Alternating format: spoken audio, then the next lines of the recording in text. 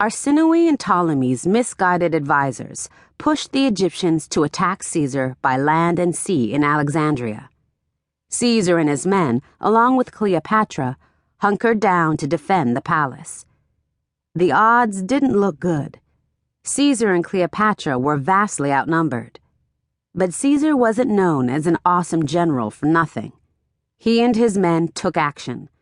They cut through the mob of Egyptian soldiers like hungry teens on the way to the food court. It didn't take long for Caesar to seize the lighthouse at Alexandria, one of the 7 wonders of the ancient world, giving him control of the harbor. Only one problem. He accidentally torched a warehouse of precious scrolls headed for the great library of Alexandria. Oops. Imagine him trying to explain that little mistake to Cleopatra. Sink or swim. After burning down the library warehouse, Caesar found himself trapped in the harbor. He escaped by jumping onto one of his boats anchored there. But so many of his men followed him, the boat began to sink. So Caesar jumped into the choppy water and swam to a boat farther out to sea. Not bad for an old geezer. Still, Caesar faced an onslaught of furious Egyptians. Arrows and spears flew, nearly blotting out the bright Egyptian sun. Just when it looked as if Caesar might actually lose the war, Caesar's reinforcements from Syria arrived, saving the day. Like any good mob boss, Caesar always had a group of lackeys ready to strong-arm his enemies. Little brother King tried to escape by swimming across the Nile, but drowned. And little sister traitor Arsinoe was arrested. As the dust cleared, only one ruler of Egypt was left standing, Cleopatra.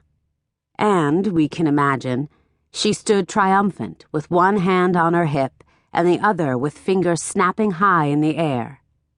The message? I'm the star of this show, baby. The Grand Tour. After the smackdown of her younger brother and sister, Cleopatra took Caesar on a tour of Egypt.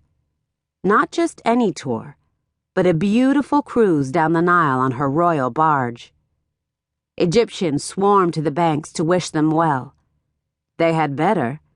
Followed by 400 Roman soldiers, her barge was the lead in the "Don't Mess With Us" parade of power. But it was also Cleopatra's moment to shine. She showed off her country's legacy to the world's strongest leader. Rome at the time was largely a city of mud and brick. We can only imagine Caesar's awe as he looked upon the pyramids and giant temples for the first time. And we can only imagine how impressed he would have been at the way Egyptians treated their queen. Because she had emerged triumphant, the people bowed down to her as if she were the goddess they believed her to be. They called her the new Isis.